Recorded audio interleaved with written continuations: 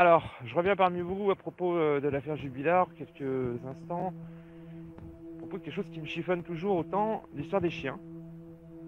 Alors, l'histoire des chiens, ça vient par Cédric déjà, et puis par la voisine, Anne, qui nous explique que la veille de la disparition de Delphine, elle a croisé Delphine et les chiens.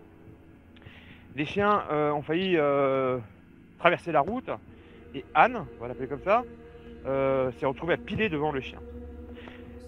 De là, elle se plaint gentiment à Delphine, c'est à quoi Delphine répond que depuis quelque temps, les chiens ont pris l'habitude, quand elles rentrent du travail ou quand elles reviennent de l'école par exemple, de venir à sa rencontre.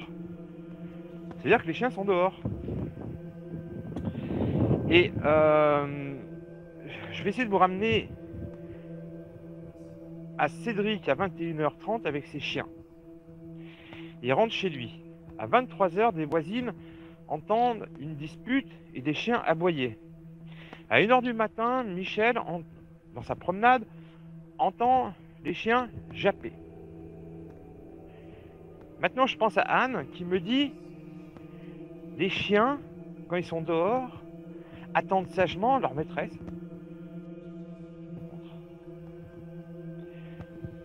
Je ne sais pas quoi en penser, mais je me dis, est-ce que les chiens attendent Delphine? Vous comprenez la question? La dernière fois qu'elle a vu Delphine. Je passe devant chez elle, ou je passais plutôt. Et là, sa chienne, Oprah, m'a coupé la route. Et donc du coup, j'ai pilé. La chienne me coupe la route. Je descends ma vitre passager et je lui dis purée, j'aurais pu l'écraser. Elle me dit oui, elle fait ça à chaque fois maintenant. Elle me rejoint à la voiture quand j'arrive. J'aurais pu l'écraser. Elle me dit oui, elle fait ça à chaque fois maintenant. Elle me rejoint à la voiture quand j'arrive. Elle me rejoint à la voiture quand j'arrive. Elle me rejoint à la voiture quand j'arrive.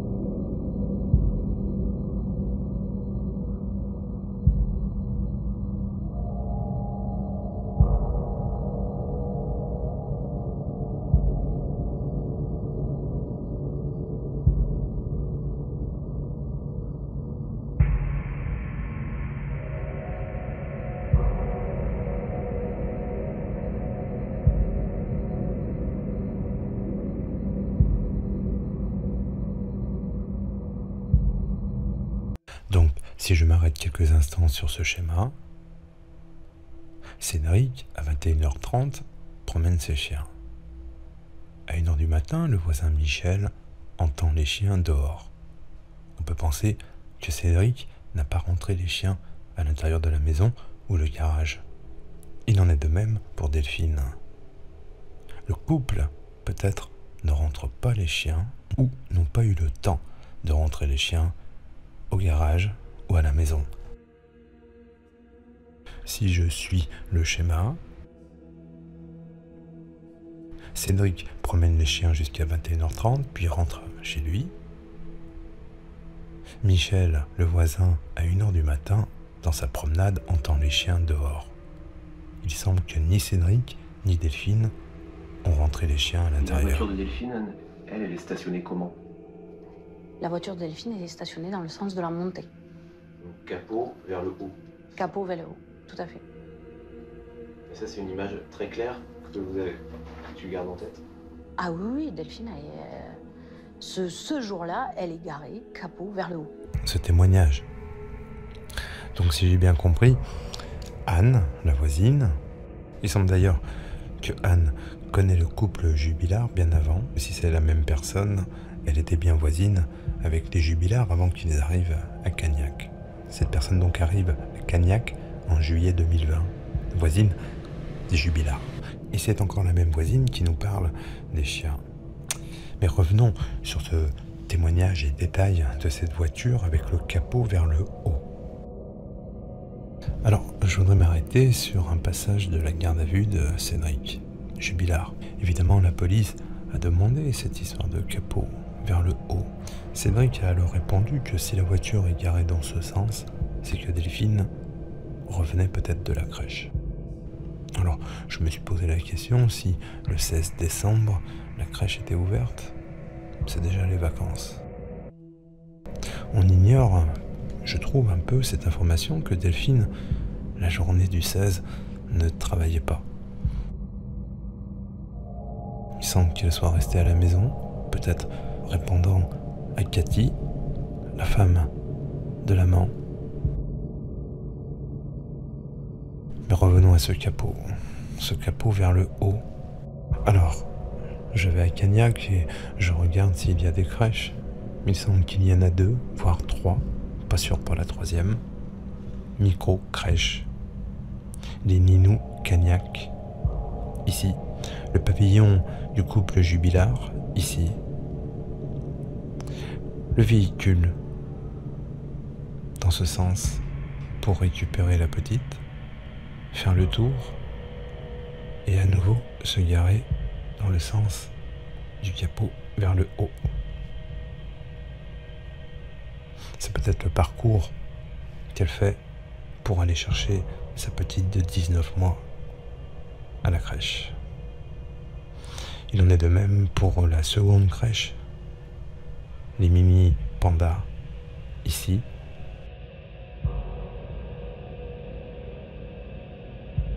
Parcours donc qui peut l'amener à la crèche. Retour dans le sens contraire et capot vers le haut.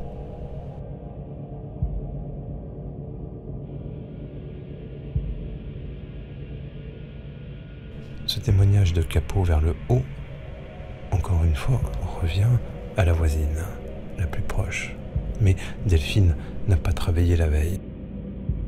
On suppose donc que les 2 femmes ne se sont pas vues dans la journée jusqu'au lendemain matin. Seulement, cette voisine a croisé Delphine. La voisine a croisé Delphine avec les chiens qui ont traversé la route la veille, dans la journée, en fin de journée, avec les enfants, avec la petite. Delphine venait de rentrer, puisque Delphine explique à Anne que les chiens ont l'habitude de la rejoindre. Du coup, on ne sait pas dans quel sens est garée la voiture de Delphine, avec comme témoin la voisine. Et la voiture de Delphine, elle est stationnée comment? La voiture de Delphine est stationnée dans le sens de la montée. Donc capot vers le haut. Capot vers le haut, tout à fait. Et ça, c'est une image très claire que vous avez.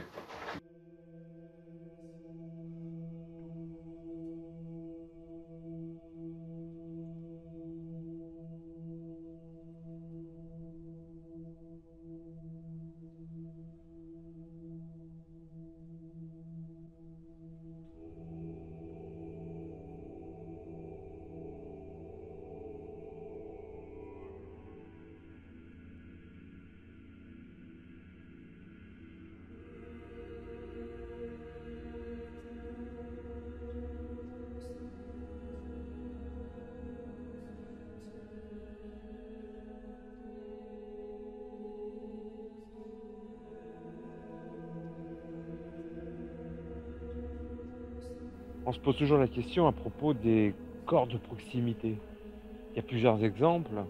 L'histoire de Adeline Piette, l'histoire de Jean-Yves Morel, l'histoire de Lucas Tronche aussi, l'affaire Martineau au Québec. On peut commencer à s'inquiéter quand les personnes ne récupèrent pas leur affaire intime et personnelle. Pour Delphine, c'est la même chose. Pourtant, elle est partie avec son téléphone. Ou son téléphone a disparu. Elle laisse son sac à main, ses lunettes, la branche des lunettes sous le canapé, la paire de lunettes sur la table de la cuisine. Cette paire de lunettes étant déjà cassée. Certes, ce qui est inquiétant, c'est de comprendre que Delphine disparaît, se volatilise sans ses affaires personnelles et surtout sans ses enfants. Est-ce qu'on pourrait penser que Delphine sort de la maison en pensant qu'elle va revenir à la maison? Parlons d'Adeline Piette. Cette jeune maman de 34 ans a eu 2 enfants d'un premier mariage et puis 5 avec son mari, Benoît Piette, avec qui elle vit, avec donc les enfants et son mari, dans une maison, dans un petit village qui s'appelle La Gouénière, 1700 habitants, pas très loin de Saint-Malo. Le couple vit des prestations familiales, ils ne travaillent ni l'un ni l'autre. Il sera dit plus tard dans l'enquête que leur maison est un vrai taudis. La misère sociale plane. Le 1er juillet 2006, Adeline reçoit la visite de gendarmes. Ils sont là pour une plainte que des voisins ont déposée pour des poules mangées par les chiens du couple. Les gendarmes repartent. Le lendemain, ils ont la surprise de voir un homme arriver. Quand ils l'interrogent sur son nom, il dit s'appeler Benoît Piette. Les gendarmes tiquent et disent « Tiens Piette, ça nous parle, on est allé hier chez eux ». Le bonhomme dit qu'il est là pour déclarer la disparition de sa femme. Adeline n'est plus là. Le soir, la veille au soir, le 1er juillet, il est allé voir un match chez un cousin et il a emmené un des enfants. Il dit être rentré à 23h30. Il dit que Adeline a disparu, mais qu'elle est probablement partie avec son amant. Une procédure de divorce est en cours, mais le divorce n'est pas encore prononcé. En revanche, le juge a déjà attribué la maison et la garde des enfants à Adeline et Benoît est censé trouver un autre logement. Mais comme les conditions sont difficiles financièrement, il est encore là. Mais il va falloir qu'il parte vite. Mais du coup, Adeline n'étant pas là, il va rester et s'occuper des enfants pendant que les recherches sont menées pour retrouver la jeune femme. Des habitants du village disent la voir dans les jours qui suivent, notamment le 4 juillet. Plusieurs personnes l'ont vue. Plus tard dans l'affaire, des gens la verront à Saint-Malo. Après des recherches, on se rendra compte que c'était un sosie. Étant donné qu'il n'y a pas de corps, plusieurs pistes sont explorées. On parle de secte, on parle de prostitution. À un moment, il est fait mention du fait qu'Adeline soit une enfant adoptée et que peut-être du côté de ses parents, il s'est passé quelque chose. Les gendarmes ont des soupçons quand même sur Benoît, mais ils n'osent pas y aller frontalement. Pendant leurs investigations, ils utilisent un hélicoptère pour survoler la maison, pour voir s'il y a quelque chose de suspect visuellement au niveau du jardin. Ils voient une bâche, une grande bâche bleue, ils ne comprennent pas bien ce que c'est, donc ils finissent par perquisitionner quand même. Il se trouve que c'était une piscine aménagée avec des bottes de foin couvertes d'une bâche pour faire une piscine pour les enfants. Voilà, rien de bien probant. La fouille de la maison ne montre pas de traces révélées au Blue Star. Il y a bien un sac de chaux qui est découvert et puis la chambre du bonhomme leur paraît très bizarre. En fait, elle est tapissée de posters d'indiens et le lit lui-même est jonché d'un tipi dans lequel le bonhomme dort. Oui, il y a des gens qui dorment dans des tentes chez eux, ça arrive, mais c'est toujours étrange. Les témoignages du bonhomme, il dit qu'il a eu il y a quelques années des problèmes avec l'alcool, mais qu'il est guéri, qu'il ne boit plus du tout. Mais des témoignages plus tard, des enfants notamment, alors que Benoît sera en garde à vue pendant 8 heures au mois de novembre, le 8 novembre, Des témoignages des enfants parlent de violence, d'autres témoins, des gens du village aussi, parlent de violence. Il en arrive à dire qu'il y a eu en effet une crise le 1er juillet. Un des enfants du couple racontera qu'à cette date-là, il a entendu une dispute entre ses parents, qu'il a entendu à un moment sa mère crier « Arrête !» Et puis un grand silence, plus rien. Il ne sait pas ce qui s'est passé, il n'a jamais revu sa mère. Un autre des enfants, un enfant d'Adeline, un des aînés, racontera que plus tard, il a vu son beau-père faire un grand feu dans le jardin à l'extérieur, mais quand il est allé s'enquérir de ce qui se passait, pourquoi ce feu, il s'est fait rabrouer par son beau-père qui lui a dit « Continue et tu finiras comme ta mère ». Mais quelle horreur, c'est terrible. Bon, les témoignages du père vont varier tout au long de l'affaire. Il va à un moment dire, au début, donc elle avait simplement disparu, il disait qu'elle s'était enfuie avec un amant. Il dira plus tard que quand il est rentré ce 1er juillet, la nuit du 1er juillet, il l'a trouvée pendue à une poutre. Les reconstitutions montreront que ce n'est pas possible parce que cette pendaison aurait induit une marque sur la poutre, or il n'y en a pas. Il en arrivera plus tard à dire que lors de cette dispute, il l'a accidentellement poussée dans les escaliers et qu'elle est morte. Il ne reconnaît à aucun moment sa responsabilité. En revanche, il dit bien, au bout d'un moment, quand il est acculé, et qu'il a enterré le corps dans le jardin, et manifestement avec de la chaux. C'est ce qui a fait que les chiens n'ont pas senti le corps. Et puis plus tard, il a eu des doutes, il s'est dit qu'il y allait avoir des fouilles dans son jardin et qu'il fallait qu'il fasse quelque chose. Donc il a déterré le corps et il l'a brûlé en 3 fois au barbecue. Mais waouh, voilà.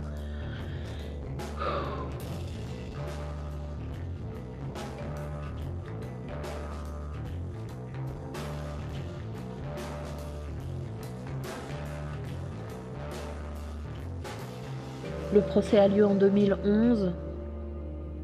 Les enfants se lâchent un petit peu à ce moment-là. Ils parlent d'un homme violent, menteur, alcoolisé.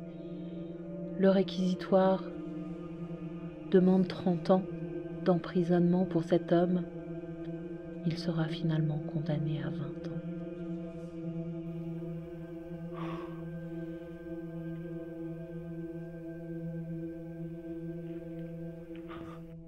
Et puis, il y a l'histoire de cette journée au téléphone avec la femme de son amant. Les deux négocient. Mais elle négocie quoi au juste? Étonnante négociation, je trouve.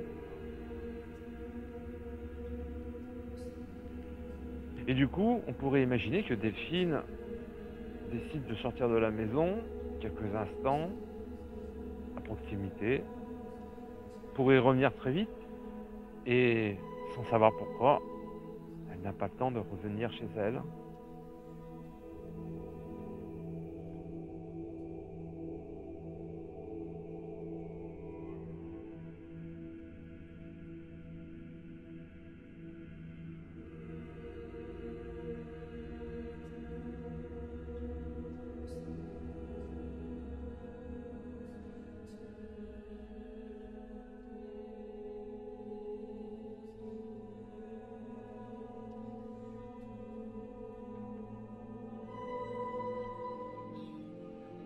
Corps à proximité.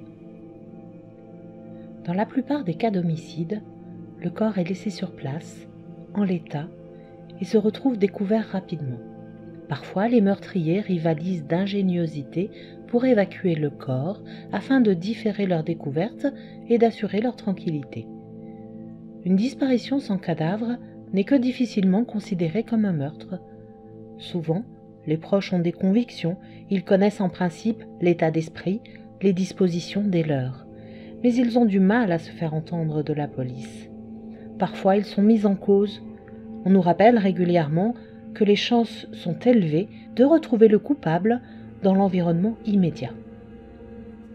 Qui que soit l'assassin, évacuer le corps comporte plus de risques et d'organisation que le meurtre lui-même. Une solution qui semble idéale est de dissimuler le corps à l'endroit même où la vie lui a été ôtée.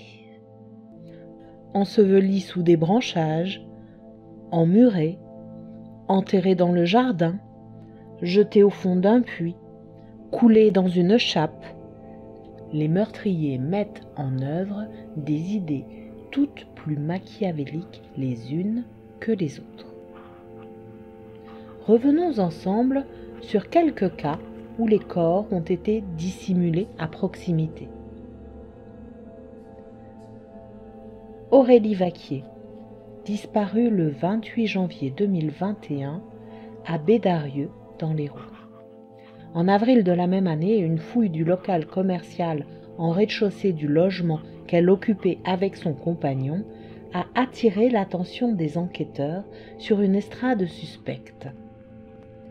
Après y avoir percé un trou, la réaction des chiens fut sans appel. Le compagnon de la jeune femme reste actuellement en détention, mis en examen pour meurtre aggravé. David King, disparu le 31 octobre 2014 de son logement d'Avilly dans le Bocage virois. Ce septuagénaire anglais, modeste garagiste en retraite, a été retrouvé par les équipes cynophiles au fond du puits de son voisin, profond de 8 mètres, en avril 2015. 13 coups avaient été portés à la tête. La réclusion criminelle à perpétuité a été requise contre le voisin, Emmanuel Tenray, qui a finalement été condamné à 25 ans de prison. Jean-Yves Morel a quant à lui été condamné en 2000 pour le viol et l'assassinat de 2 femmes, une étudiante ainsi que sa propre belle-sœur. Les 2 victimes ont été enterrées dans le jardin. Alors qu'elles avaient disparu en avril 1996 et juin 1997, les corps ont été découverts au printemps 1998.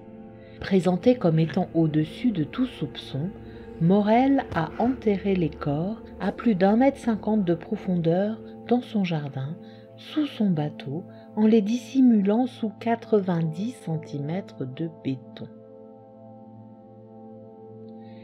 Laetitia Delcluse a quant à elle disparu à Ramonchamp, dans les Vosges, le 2 septembre 2014. C'est son compagnon, Daniel Rudenko, qui sera écroué après que le corps de sa toute récente ex-compagne fut retrouvé, coulé dans une dalle, dans la cave du domicile commun. La découverte, 1 mois après la disparition inquiétante, dans un difficile contexte de séparation, fut permise par le comportement des chiens spécialistes des gendarmes, conduits sur place pour une perquisition à la suite de soupçons exprimés par une collègue de la jeune femme.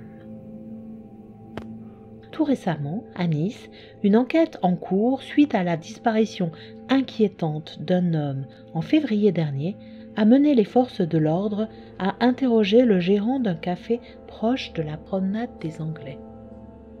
Des traces de sang ont alors été découvertes. Le cafetier a fini par passer aux aveux. Des pompiers sont intervenus pour exhumer le corps qui avait été emmuré dans du béton, dans un mur de la cave. Les affaires avec un corps dissimulé à proximité ne manquent pas. De nombreux autres cas doivent exister sans que nous le sachions. Comme je vous le disais en préambule, une disparition précipitée ne signifie pas qu'il y ait eu meurtre.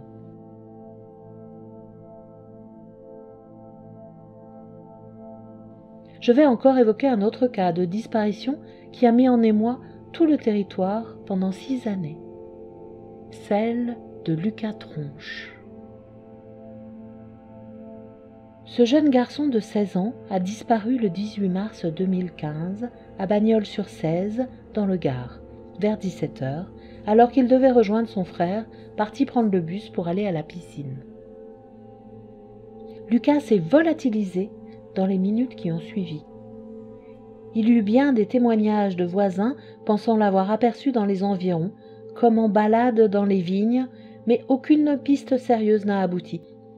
De nombreux volontaires ont accompagné les parents pendant des années pour rechercher les traces de Lucas à travers le territoire. En vain. Le 24 juin 2021, à moins d'1 kilomètre du domicile familial, des ossements qui se sont révélés appartenir au jeune Lucas ont été retrouvés en contrebas d'une falaise, tout près des vignes. 2 jours après cette découverte, un téléphone du même modèle que celui du jeune homme a complété la découverte. 3 hypothèses sont désormais retenues.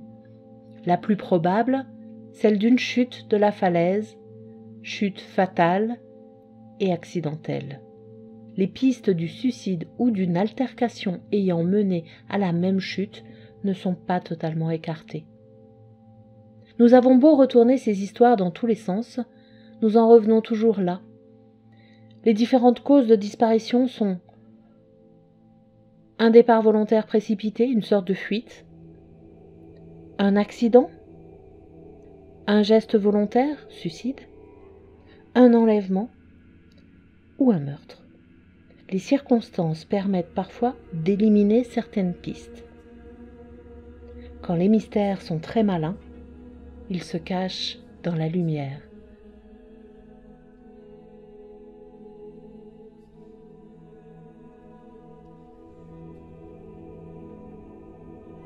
Et c'est comme ça qu'on découvre des affaires avec des corps découpés par leurs assassins.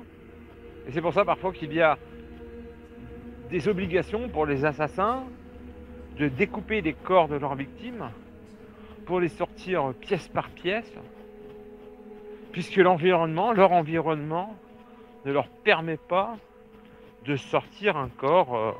C'est compliqué tout ça.